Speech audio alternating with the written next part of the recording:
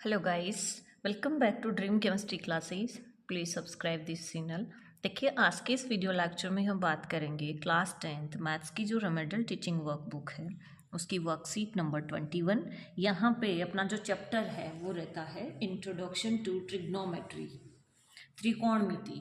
ठीक है ना। तो यहाँ पे कुछ पॉइंट्स हैं जिनमें फर्स्ट है, in a right angle triangle there is one right angle and other two are acute angle less than 90 degree. यानी इसके अंदर ट्रिग्नोमेट्री के अंदर क्या होगा, एक राइट एंगल ट्राइंगल होगा जिसका एक एंगल 90 डिग्री का होगा और बाकी जो टू एंगल्स होंगे वो क्या होंगे, 90 डिग्री से कम होंगे। अब ये जो राइट एंगल ट्राइंगल है इसके अंदर जो राइट एंगल है 90 डिग्री का एंगल है उसकी फ्रंट साइड ये होती है हाइपोटेनियस, जो कि सबसे लंबी साइड होती है। ठीक है। और फिर ये होता है परपेंडिकुलर और ये बेस।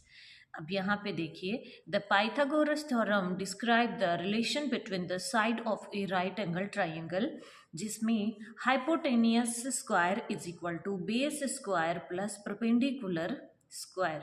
यानी जो सबसे लंबी साइड है हाइपोटेनियस, उसका स्क्वायर शेष दोनों साइड के स्क्वायर के टोटल के इक्वल होता है। नेक्स्ट है देखिए, ट्रिग्नोमेट्रिक रेशियो।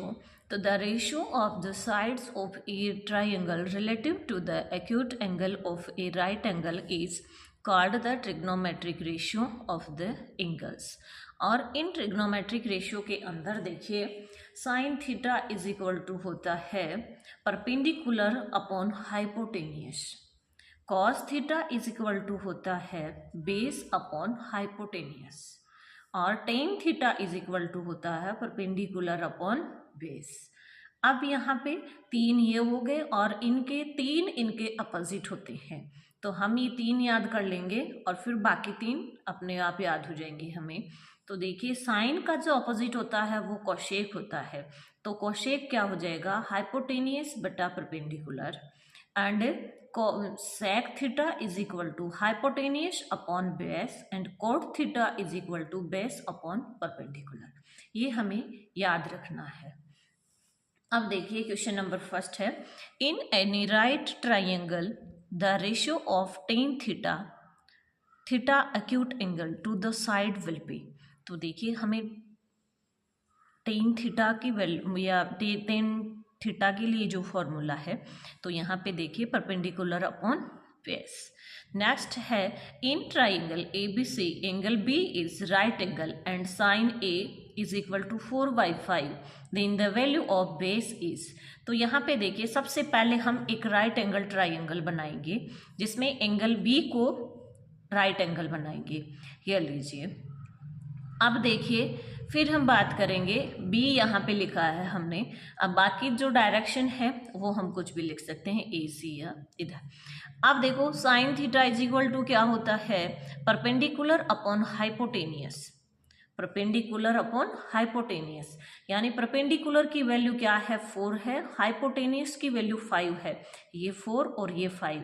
तो बेस की वैल्यू हम पाइथागोरस थ्योरम से आराम से निकाल सकते हैं कि 5 का स्क्वायर क्या हो जाएगा, 5 का स्क्वायर इज इक्वल टू 4 का स्क्वायर प्लस, और ये जो बेस है इसको हम अक्स मान लेते हैं। ठीक है, तो ये हो जाता है देखिए 25 और ये हो जाता है 16 और प्लस अक्स स्क्वायर है ये यहाँ पर भी। अब देखो, अक्स स्क्वायर इज इक्वल टू क्या हो जाएगा, 15, 25 माइनस 16, और ये कितना हो जाता है देखिए 9, और अक्स इज इक्वल टू क्या हो जाएगा, √9, यानी कि 3 आ जाएगा आंसर। नेक्स्ट है, angle in A B C, in triangle A B C B is right angle and cos A is equal to 3/5, then the value of sine A is equal to. तो देखिए, cosh ए की value क्या होती है, cos का ए का formula क्या होता है, यहाँ पे बेस अपॉन हाइपोटेनियस होता है। तो बेस अपॉन हाइपोटेनियस ये यहाँ पे हम लिख देंगे, तो ये वैल्यू तो किसकी हो जाएगी, बेस की हो जाएगी, ये हाइपोटेनियस की हो जाएगी।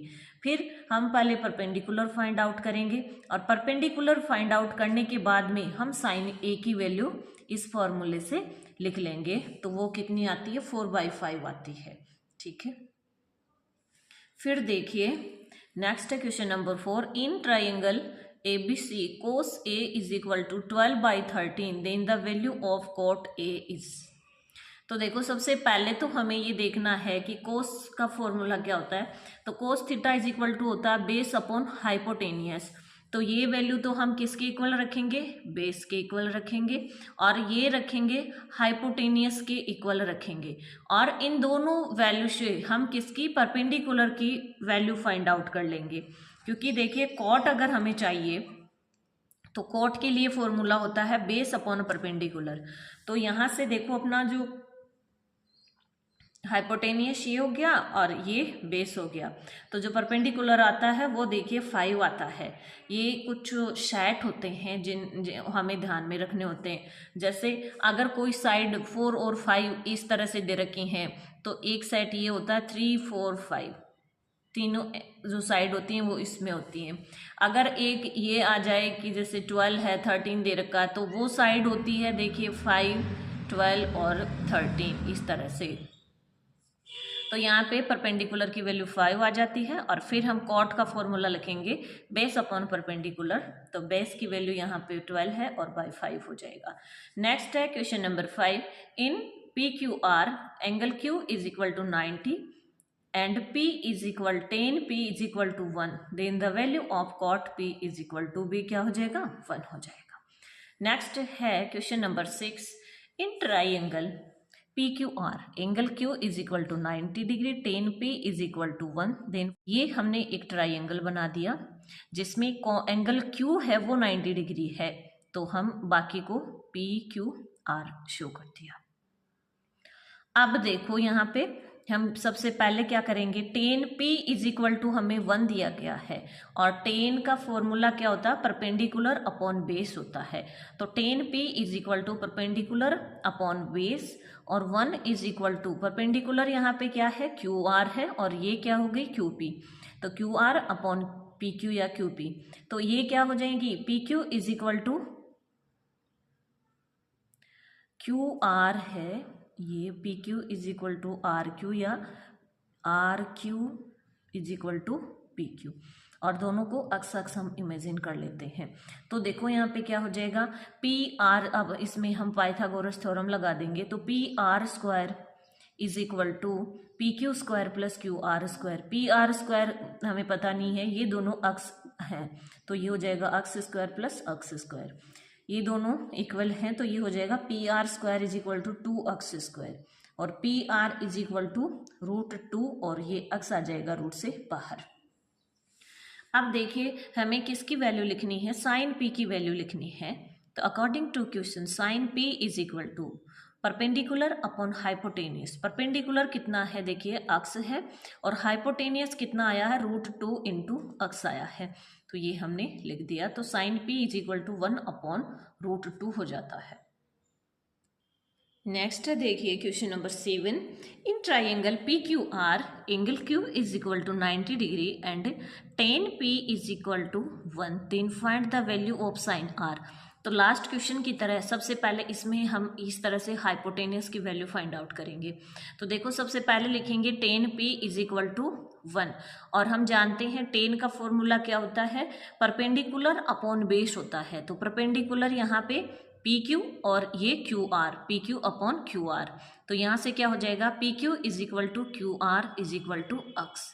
अब यहाँ पे पाइथागोरस थ्योरम लगा देंगे तो PR square plus is equal to PQ square plus QR square, ये दोनों वैल्यू अक्स हैं तो ये हो जाएगा PR is equal to √2 x square.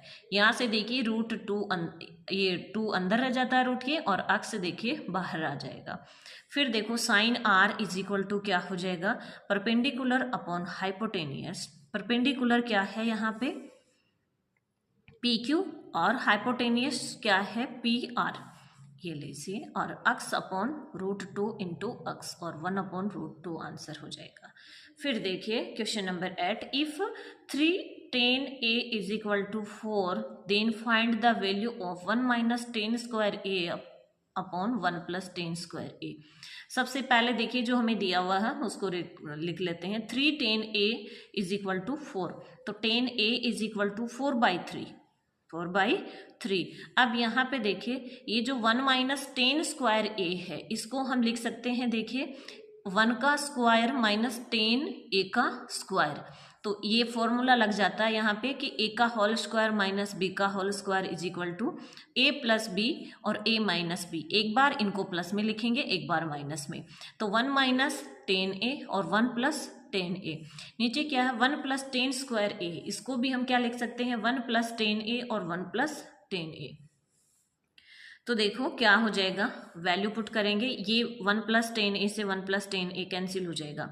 तो 1 माइनस टेन ए यानी कि 1 माइनस 4/3 अपॉन 1 प्लस 4/3।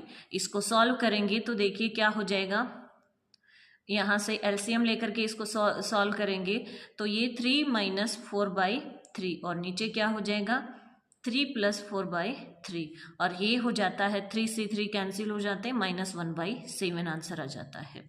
नेक्स्ट है for any angle sine theta is equal to 4/3 is possible और नॉट, गिव रीजन। तो देखिए किसी भी एंगल के लिए sine theta is equal to 4/3 possible है क्या? तो हम जानते हैं साइन थीटा का जो फॉर्मूला होता है वो क्या होता है, परपेंडिकुलर अपॉन हाइपोटेनियस होता है। और देखिए यहाँ पे परपेंडिकुलर क्या है 4 है और ये क्या है हाइपोटेनियस 3 है। जबकि हम जानते हैं कि जो ट्राइंगल होता है उसमें सबसे लंबी साइड क्या होती है, हाइपोटेनियस होती है। तो यहाँ पे हाइपोटेनियस से बड़ा क्या दिखाया गया है, परपेंडिकुलर दिखाया गया है। तो हम यहाँ पे लिखेंगे कि this is not possible because hypotenuse is always perpendicular and base. Perpendicular और जो बेस है उन दोनों से क्या होता है आपका ये हाइपोटेनियस बड़ा होता है, इसलिए इस तरह का ये रिलेशन पॉसिबल नहीं है। नेक्स्ट है question number 10। In triangle A B C, A B is equal to 24, P C is equal to 7 and angle B is equal to 90 degree, then find the value of sine A and sine C. सबसे पहले हम क्या लिखेंगे, देखिए ये triangle बनाएंगे ए B सी, जहाँ पे एंगल बी क्या है 90 डिग्री है, ये 24 है और ये 7 है।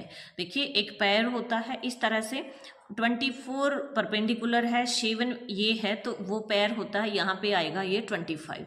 तो देखो यहाँ से सबसे पहले हम ए सी की वैल्यू फाइंड आउट करेंगे फ्रॉम पाइथागोरस थ्योरम। तो ये A C square is equal to A B square plus B C square, A C square is equal to 24 square plus 7 का square, A C square is equal to ये हो जाता है 576 और ये 49। जब इनका टोटल करेंगे तो ये हो जाता है 625। जब ए सी की वैल्यू फाइंड आउट करेंगे तो अंडर रूट 625 और हम जानते हैं ये स्क्वायर रूट किसका होता है 25 का होता है। फिर देखिए यहाँ से हम साइन, ये जो एंगल हमें दिया गया है पहले हम साइन सी की वैल्यू फाइंड आउट करेंगे, क्योंकि यहाँ पे जो थीटा एंगल है वो देखिए सी पे है, तो साइन सी की वैल्यू तो हम इस ट्राइंगल से बना सकते हैं। तो sine C is equal to perpendicular upon hypotenuse, तो परपेंडिकुलर यहाँ पे कितना है 24 है और हाइपोटेनियस 25 है। लेकिन देखिए अगर हमें साइन ए की वैल्यू फाइंड आउट करनी है तो हमें वैल्यू फाइंड आउट करनी है, तो हमें डायग्राम को इस तरह से एडजस्ट करना पड़ेगा कि जो एंगल है थीटा एंगल वो ए पे चला जाएगा, ठीक है ना। तो इस डायग्राम को हम क्या करेंगे, थोड़ा सा चेंज कर लेंगे कि ये जो सी है यहाँ पे हम ए रखेंगे, ठीक है, और थीटा की जगह थीटा एंगल जहाँ बन रहा वहाँ पे हम ए लिख लेंगे। तो अब यहाँ से sine C is equal to क्या हो जाएगा, देखिए अब ए यहाँ रखेंगे, बी तो अपनी पोजीशन पे है, सी यहाँ आ जाएगा। तो देखो sine A is equal to क्या हो जाएगा, परपेंडिकुलर अब यहाँ पे क्या रह जाएगा, ये साइड भी तो चेंज होएंगी अगर अपन ऐसा करेंगे तो ये हो जाती है 7 और ये 24। देखिए हाइपोटेनियस जो होती है वो कभी चेंज नहीं होती है, जो सबसे बड़ी साइड होती है वही क्या होती है, हाइपोटेनियस होती है। तो यहाँ पे हो जाता है sine A is equal to 7/25, क्योंकि अब देखिए परपेंडिकुलर क्या हो गया 7 हो गया। Next question number 11, if sine theta is equal to 1/2 then find the value of 1 - 2 sine square theta upon sine theta. तो यहाँ पे देखिए हम वैल्यू पुट करेंगे कि 1 - 2 sine square theta upon sine theta is equal to 1 - 2 into sine square theta यानी 1/2 का square upon sine theta 1/2 रख दिया is equal to 1 - 2 into 1/4 upon 1/2। यहाँ पे देखिए ये 2 से 2 टाइम कैंसिल हो जाएगा, तो 1 - 1/2 एंड अपॉन 1/2। यहाँ पे देखिए अब इसको किस तरह से लिखेंगे, ऊपर रह जाएगा 1/2, तो इसको अगर दोनों तरफ अपॉन में है तो अगर आपको कन्फ्यूजन होता है तो आप आराम से ऐसे लिख लीजिए कि 1/2 डिवाइड बाय 1/2। और जब ऐसा लिखेंगे तो देखिए थोड़ा सा मतलब अपन जल्दी जल्दी में कर सकते हैं, मिस्टेक होने के चांसेस नहीं है। ऐसा लिखेंगे तो फिर देखिए क्या हो जाएगा, इस डिवाइड के साइन की जगह मल्टीप्लाई कर देंगे और इस जो ये जो है फ्रैक्शन इसको अपोजिट कर देंगे, तो 1/2 into 2/1 is equal to 1 answer आ जाएगा। नेक्स्ट है question number 12। If cos A is equal to cosec A is equal to 17/8 then find the value of tan A। तो हम जानते हैं कि कोशेक का जो फॉर्मूला होता है वो होता है हाइपोटेनियस बटा परपेंडिकुलर। तो हाइपोटेनियस की वैल्यू क्या हो गई, 17 हो गई, और परपेंडिकुलर की वैल्यू क्या हो गई, 8 हो गई। अब ये वैल्यू हम पाइथागोरस थ्योरम से फाइंड आउट कर लेंगे। तो AC square is equal to AB square plus BC square.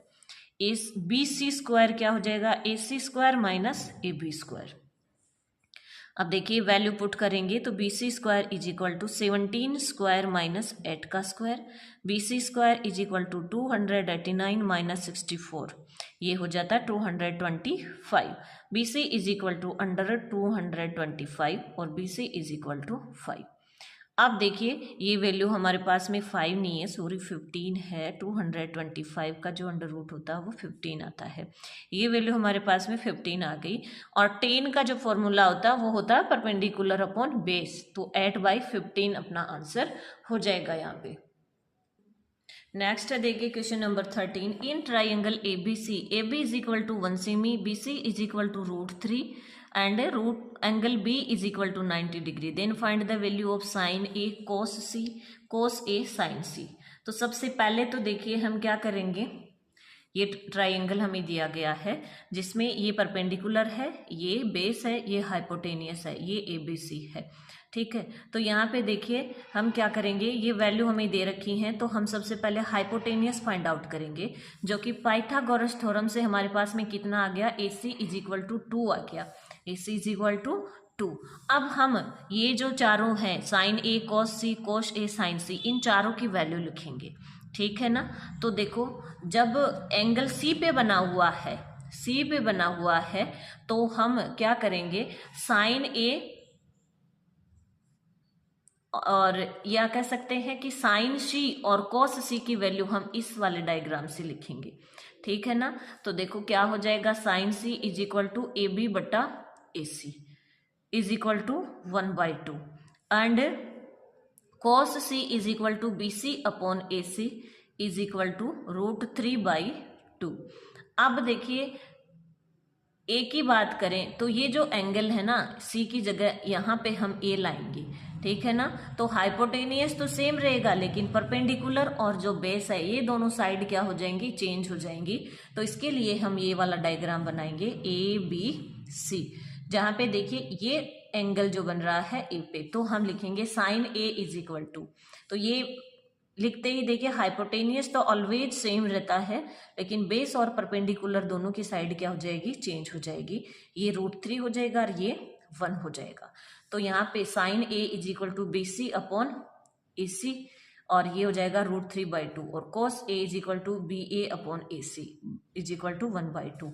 अब वैल्यू पुट करेंगे इसमें तो देखो साइन A की वैल्यू क्या है, √3/2 इंटू cos C की वैल्यू √3/2 प्लस cos A की वैल्यू 1/2 इंटू साइन C की वैल्यू 1/2 इज इक्वल टू, ये देखिए √3 और √3 मल्टीप्लाई होकर के 3 बन जाएगा और ये 4 और ये हो जाएगा 1/4। जब इसका एलसीएम लेकर के नीचे दोनों में सेम है तो ऊपर वाले नंबर को जोड़ देंगे तो 4/4 इज इक्वल टू 1 आंसर हो जाता है। ये अपने क्वेश्चंस कंप्लीट होते हैं। ये क्या है, ट्रिग्नोमेट्रिक रेशियो है कि किस एंगल की कितनी वैल्यू होती है, जैसे sine 0, sine 30, sine 45, sine 60, sine 90। ये भी आपको याद करनी है। मिलते हैं नेक्स्ट वीडियो में नेक्स्ट वर्कशीट के साथ। Thank you.